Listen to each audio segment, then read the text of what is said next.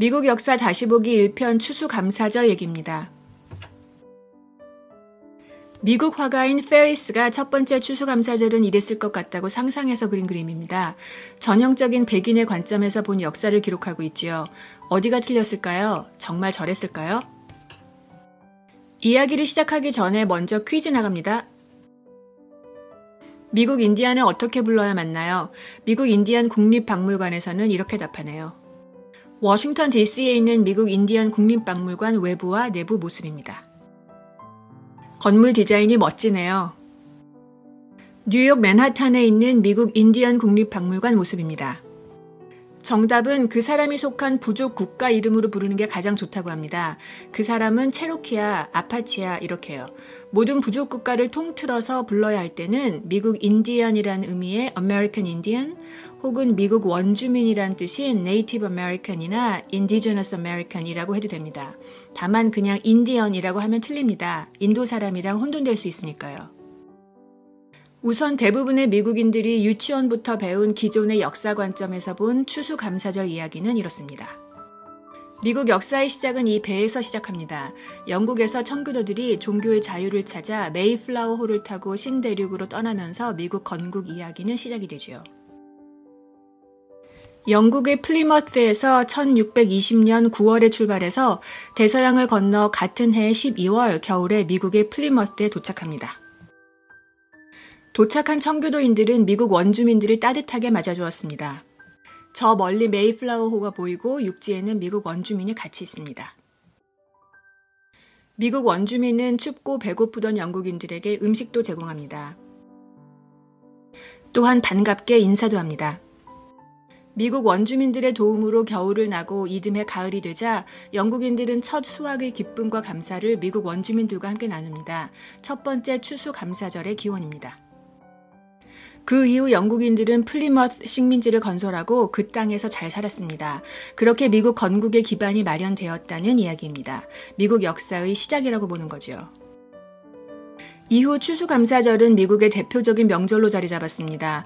사진은 메이시 백화점에서 매년 하는 추수감사절 퍼레이드 사진입니다. 칠면조 위에 올라탄 청교도 이민자들과 메이플라워호의 모습이 보입니다. 미국이 건국되기도 전인 1621년을 첫 번째 추수감사절로 친다면 지금처럼 공휴일로 쉬는 추수감사절은 언제부터일까요? 그로부터 242년 후인 1863년에 공휴일로 제정이 되었습니다. 남북 전쟁이 한참이던 1863년 링컨 대통령이 11월의 마지막 목요일을 추수감사절 공휴일로 정했습니다. 링컨 대통령이 추수감사절을 1863년에 연방정부 국경일로 정한 정치적 이유가 있었습니다. 미국 건국의 정통성을 부각시키고 남북 전쟁으로 분열된 국민을 단합시키기 위한 목적이었죠. 이러한 기존 백인 관점의 추수감사절 이야기는 미국 건국의 정통성을 뒷받침하기에 매우 효과적이고 아름다운 스토리였습니다. 미국 건국의 정통성은 풀어 말하면 이런 거죠. 미국은 종교의 자유를 찾아 미개한 땅에 정착한 기독교인들이 기독교와 문명을 전파하고 스스로 개척해서 만들어낸 위대한 나라이다. 이러한 기존의 미국 역사관은 미국 역사 다시 보기 2편 다음 편에서도 잘 드러납니다. 자, 그럼 이제 기존과는 다른 그래서 그리 훈훈하지 않은 미국의 추수감사절 이야기를 들려드리겠습니다. 메이플라워호에서 미국 역사가 시작하죠. 하지만 청교도들이 도착하기 전에도 미국 땅에는 15,000년 전부터 미국 원주민들이 살고 있었습니다. 메이플라워호는 처음에는 케이프컷 지역, 현재 프로빈스타운에 도착을 했지만 몇 주 뒤에 플리머스로 자리를 옮겨 정착을 하게 됩니다. 저기 위에 보스턴이 보입니다. 케이프컷, 플리머스, 보스턴 이 세 곳은 당시에는 각각 다른 나라였습니다. 청교도들이 첫 번째 도착한 케이프컷 지역에 살던 너셋 사람들과는 잘 지내지 못해서 그곳을 떠났다고 합니다. 그리고 도착한 완파너그에서는 평화 조약도 맺고 완파너그 사람들에게 정착하는 데 도움을 받았고요. 보스턴 지역은 당시 매사추세츠라는 나라가 다스리는 지역이었습니다. 지금 매사추세츠의 이름이 여기에서 온 거죠. 당시 완파노그 국가에는 4만 명 정도가 67개의 마을에 살고 있었는데요. 동부 해안에 위치한 탓에 유럽인들과의 교류가 잦았고 그로 인해 얻은 전염병으로 인구의 3분의 2가 죽어서 세력이 약해지고 있었다고 합니다. 그래서 이웃 나라인 나란간셋이 쳐들어올까봐 영국 이민자들에게 총기를 얻기 위해 동맹을 맺고 대신 그들이 정착하는 데 도움을 주었다고 합니다. 완파노그 사람들이 전통 복장을 한 모습입니다. 당시 기록에 따르면 청교도 영국인을 처음 찾아온 원주민은 그 지역 완파노그 사람이 아니라 훨씬 위쪽에 있는 아베나키 사람인 사모세트였습니다. 미국 북동부에도 많은 원주민 나라들이 있었는데요. 여기 완파노그가 있으면 저 위에 지금의 메인주 쪽에 아베나키가 있습니다. 사모셋은 플리머트 식민지에 방문해서 청교도들에게 먼저 영어로 Welcome Englishman 이라고 했다고 전해집니다. 완파노그에도 영어를 할 줄 아는 사람이 있었습니다.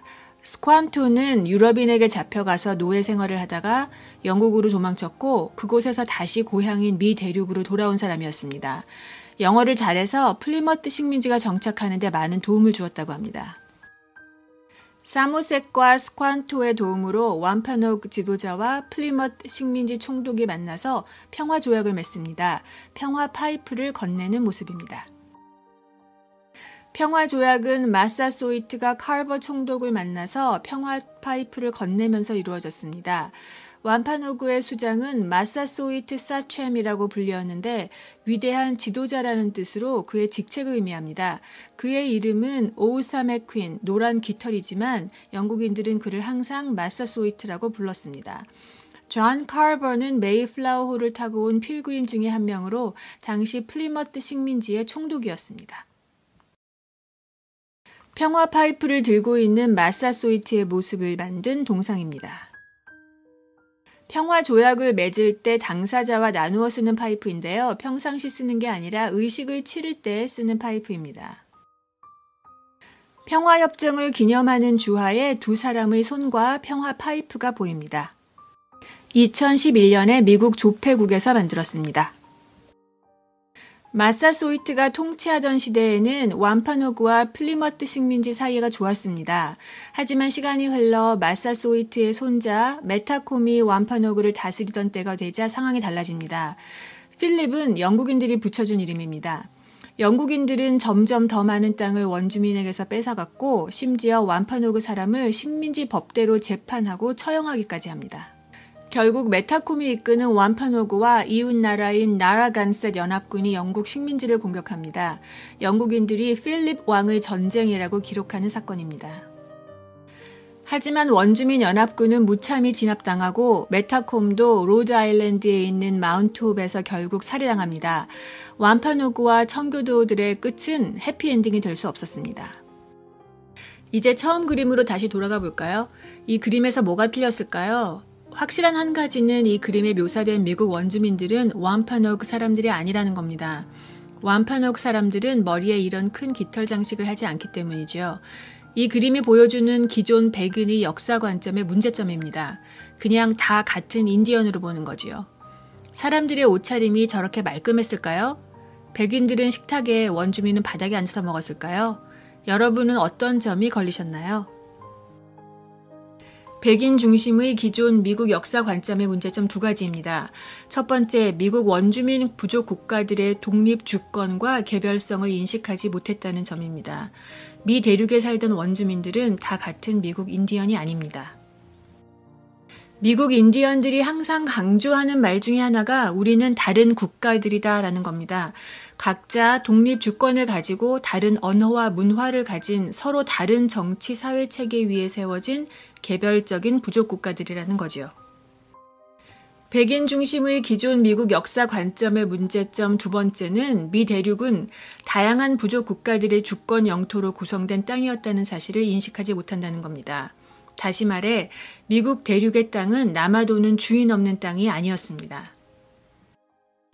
청교도들이 플리머트에 도착하기 훨씬 전인 1492년 미 대륙엔 600개의 부족 국가에 700만에서 1000만의 인구가 거주하고 있었습니다. 미국 대평야에 살던 수 부족 국가가 있습니다. 수 사람 중에 유명한 시딩볼, 앉아있는 황소라는 이름의 추장입니다. 커스터 장군이 이끄는 미국 연방 군대를 리틀 빅 홈 전투에서 대파한 걸로 유명합니다. 수 사람들의 옷차림입니다. 왼쪽은 시딩볼, 가족사진입니다. 수처럼 미국의 내륙 대평야에 살던 원주민 부족들은 독수리 깃털로 장식한 이러한 머리 장식을 했습니다. 해안가에 살던 완파노그는 이런 머리 장식을 하지 않았습니다. 남쪽으로 가보겠습니다. 미국 남동부 해안가를 끼고 살던 척토우 사람들도 큰 깃털 머리 장식은 하지 않았습니다. 척토우 마을을 그린 그림입니다. 척토우 사람들의 옷차림입니다.